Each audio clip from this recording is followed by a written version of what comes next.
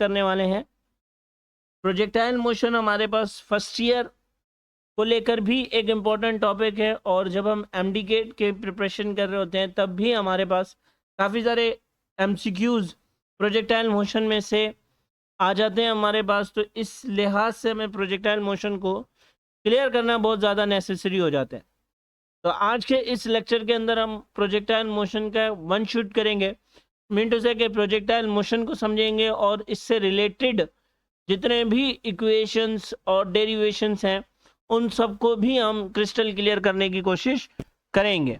अब आप यहाँ पर देखें कि हम अपने लेक्चर को स्टार्ट करते हैं और हम स्टार्ट करते हैं प्रोजेक्टाइल मोशन से। आप देखें कि प्रोजेक्टाइल मोशन के लिए हम पहले मोशन इन वन डायमेंशन के दो मोशन ले लेते हैं और उन्हें सेपरेटली डिस्कस कर लेते हैं। उसके बाद हम प्रोजेक्टाइल मोशन को उससे कनेक्ट करने की कोशिश करेंगे। आप देखें यहाँ पर कि मैंने मोशन इन वन डायमेंशन लिया है जो कि एक्स फिल वक्त सिर्फ एक्स डायरेक्शन में मोशन कर रहा है, और हमें ये अज्यूम कर रहे हैं, कीप इन योर माइंड, कि हमें ये अज्यूम करना है कि इस बॉल पर लगने वाली फोर्स फिल वक्त सिर्फ ग्रेविटी है, फोर्स ऑफ ग्रेविटी इस पर एक्ट कर रही है, बाकी कोई भी फोर्स इस पर एक्ट नहीं कर रही। तो देखें आप कि ये किस डायरेक्शन में जा रहा है, ये जा रहा है एक्स डायरेक्शन में। अब एक्स डायरेक्शन में जब जा रहा है तो ये हर इक्वल इंटरवल ऑफ टाइम में इक्वल डिस्प्लेसमेंट्स को कवर कर रहा है। तो हम यहाँ पर कह सकते हैं कि अगर इक्वल इंटरवल ऑफ टाइम में इक्वल डिस्प्लेसमेंट को कवर कर रहा है तो इट मीन्स कि ये जिस वेलोसिटी के साथ मूव कर रहा है वो वेलोसिटी हमारे पास क्या है, कांस्टेंट है। और अगर वेलोसिटी कांस्टेंट है, वेलोसिटी में चेंज नहीं आ रहा, तो इट मीन्स के हमारे पास एक्सेलरेशन जीरो है, एक्सेलरेशन यहाँ पर प्रोड्यूस नहीं हो रही। तो हम यहाँ पर लिख देते हैं कि यहाँ पर एन ए से मुराद के no acceleration in x direction produce हो रही है। लेकिन अगर इसी बॉल को हम अपवर्ड मोशन करवाएं, ठीक है, तो अपवर्ड जब ये बॉल जाएगा तो बॉल तो इस डायरेक्शन में जा रहा है, लेकिन जो फोर्स ऑफ ग्रेविटी इस पर लगेगी वो अपोजिट डायरेक्शन में लगेगी, एफ जी जो इस पर एक्ट करेगी, यानी कि फोर्स ऑफ ग्रेविटी। तो इसकी वजह से आप देखें कि इसका जो डिस्प्लेसमेंट होगा वो वेरी कर जाएगा, वो कांस्टेंट नहीं रहेगा जैसे एक्स डायरेक्शन के अंदर था। तो जब हमारे पास वाई डायरेक्शन में जाएगा तो वेरिएशन आ जाएगी, क्योंकि वाई डायरेक्शन में भी इस पर हम दूसरी जितने भी फोर्सेस हैं उन्हें हम फिल वक्त नेग्लिजिबल कंसीडर कर रहे हैं कि यहाँ पर कोई एयर रेजिस्टेंस नहीं है, कोई एक्स्ट्रा फोर्स यहाँ पर एक्ट नहीं कर रही, just force of gravity act कर रही है।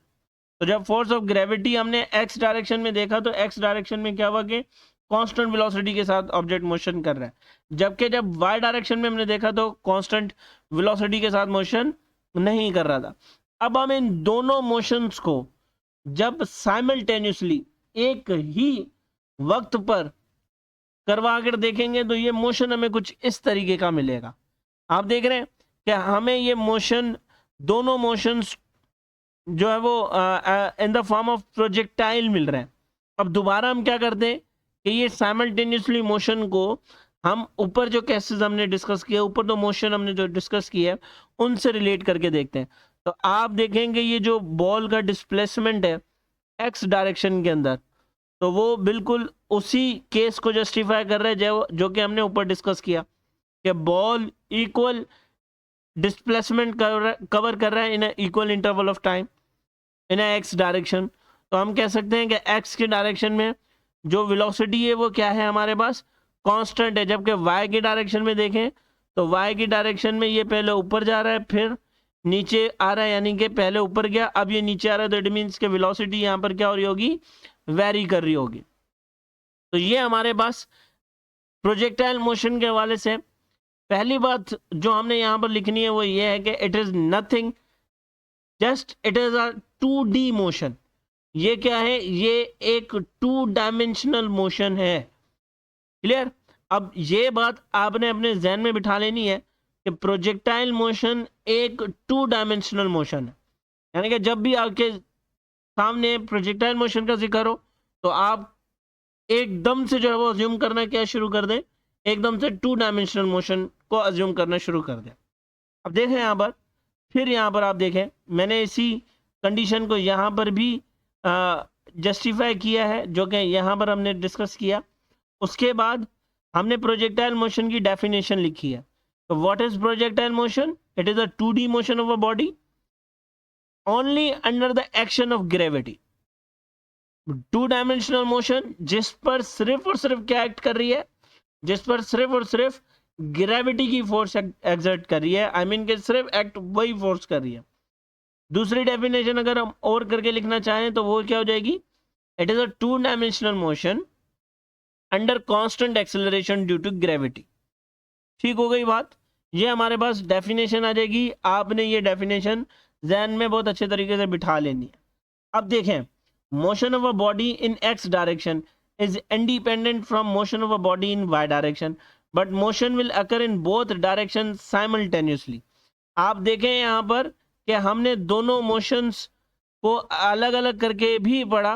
तो ना y का डायरेक्शन x पर डिपेंड कर रहा है, ना x का मोशन y पर डिपेंड कर रहा है, ना y का मोशन x पर डिपेंड कर रहा है, ना x का मोशन y पर डिपेंड कर रहा है। लेकिन अगर हम प्रोजेक्टाइल मोशन की बात कर रहे हैं तो ये दोनों मोशंस एक ही वक्त पर हो रहे हैं, साइमल्टेनियसली हो रहे हैं। जब एक ही वक्त पर होंगे तो हम कहेंगे कि ये मोशन इन 2 डायमेंशन तो है, लेकिन एक्स और वाई डायरेक्शन के जो मोशंस हैं वो दोनों एक दूसरे से क्या हैं? वो दोनों एक दूसरे से इंडिपेंडेंट है। ठीक, अब यहां पर एक बात और याद रखनी है कि जब एक्स और वाई डायरेक्शन में मोशन होगा तो जाहिर सी बात है कि एक एंगल भी यहाँ पर फॉर्मेट, एक एंगल भी यहाँ पर क्रिएट होगा। आप देखें ना, यहाँ पर ये एक एंगल बना है जिससे क्या नाम दे रहे हैं हम? थीटा का नाम दे रहे हैं। तो वो जो थीटा होगा वो 0 से बढ़कर होगा और 90 से छोटा होगा। अब 0 से बढ़कर क्यों?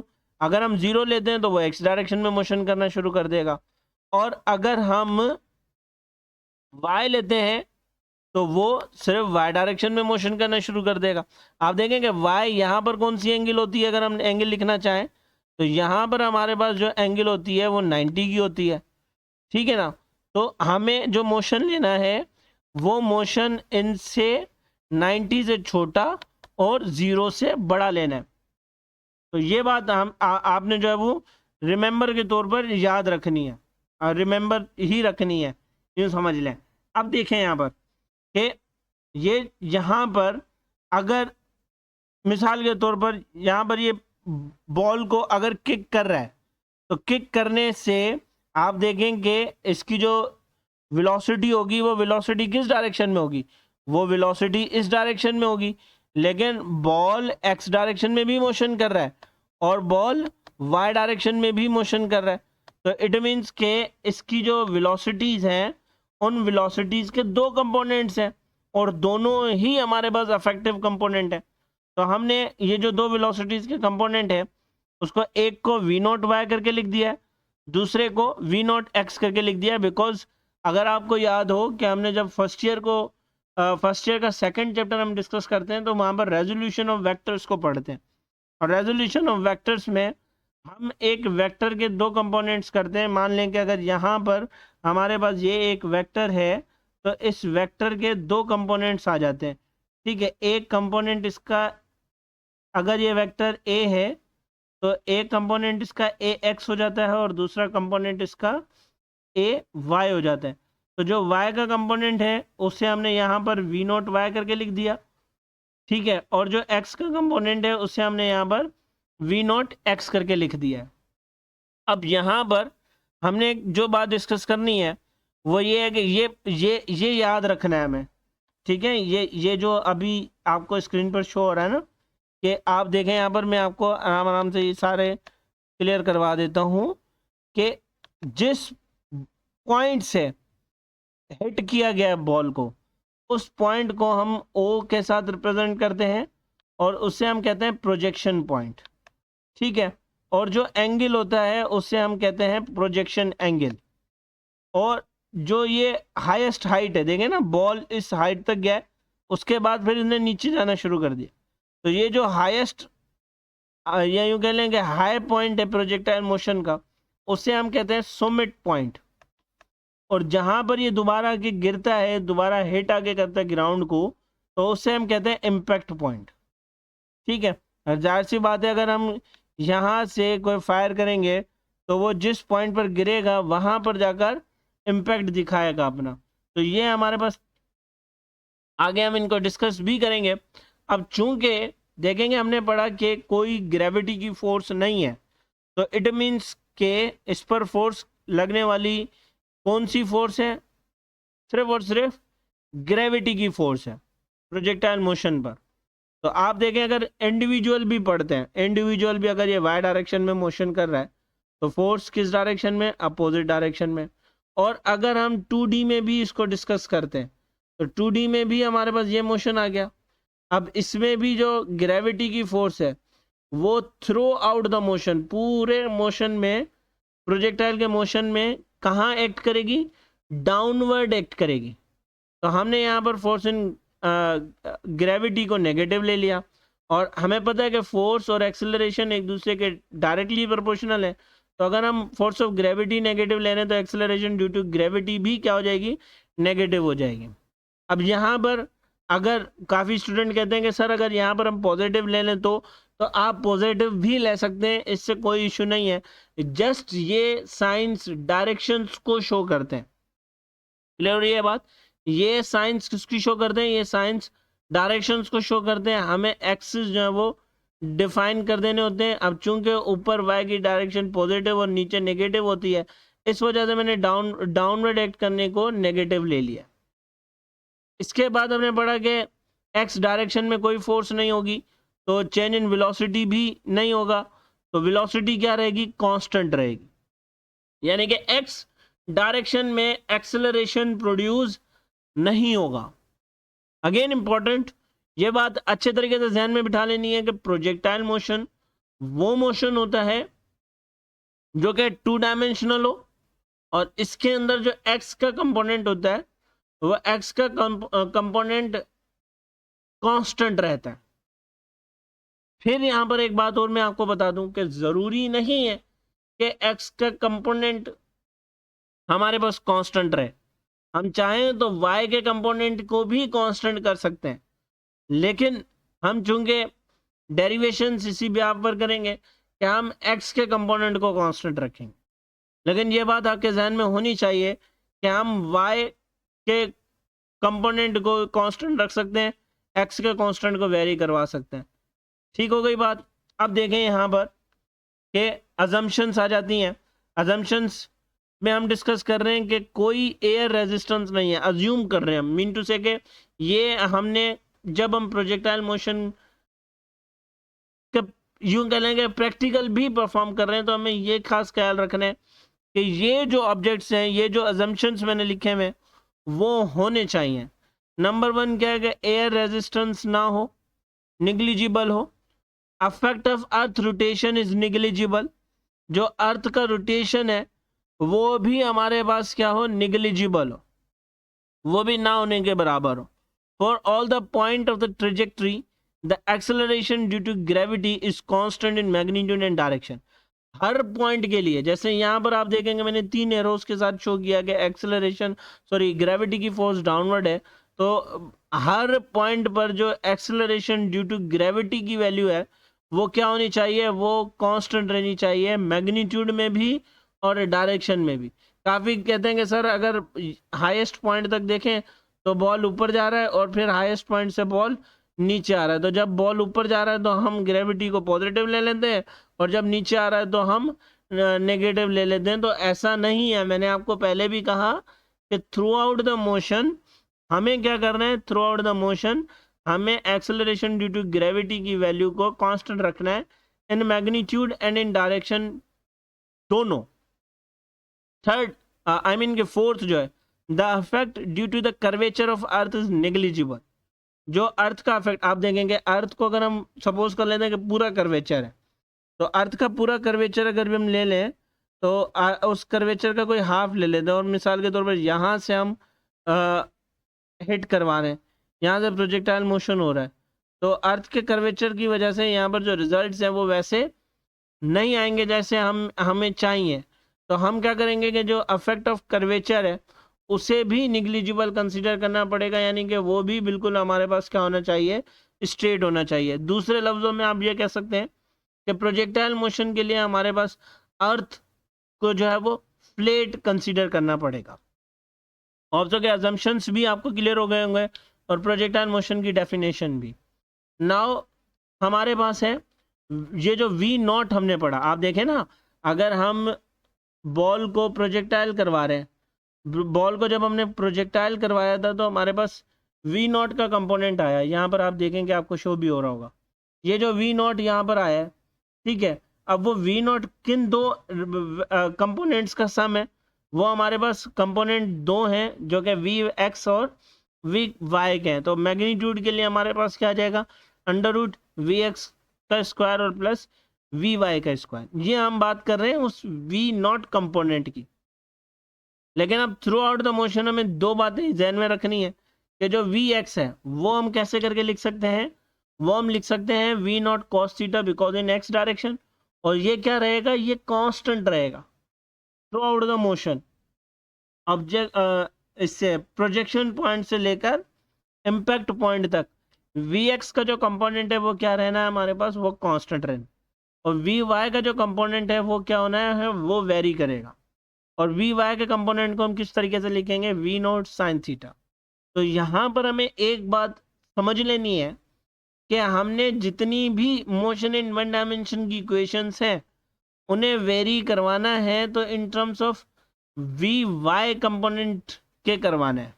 एज लाइक अगर यहाँ पर आप देखें, अच्छा चलें इक्वेशन पर बाद में आते हैं, पहले आप ये याद रख लें कि एट एस यानी कि क्या है, समिट पॉइंट, वी वाई की जो वैल्यू है वो क्या होगी, जीरो। देखें ये वो पॉइंट्स हैं जो आप याद कर लेते हैं तो यकीन माने मैं गारंटी दे सकता हूँ कि प्रोजेक्टाइल मोशन के कॉन्सेप्ट्स आपसे अच्छे किसी को नहीं आएंगे।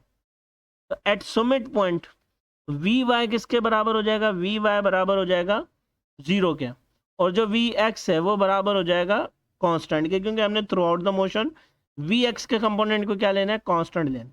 समिट पॉइंट पर वी वाई क्या हो जाएगा, जीरो, और ओ से लेकर एस तक, यानी कि ऑब्जेक्शन प्रोजेक्शन पॉइंट से लेकर समिट पॉइंट तक जो वी वाई का कंपोनेंट होगा वो डिक्रीज होगा, वो कम होता रहेगा, और फिर समिट से इम्पैक्ट पॉइंट तक वी वाई जो है वो क्या होता रहेगा, इंक्रीज होता रहेगा, जबकि वी एक्स का कंपोनेंट क्या रहेगा, कांस्टेंट रहेगा।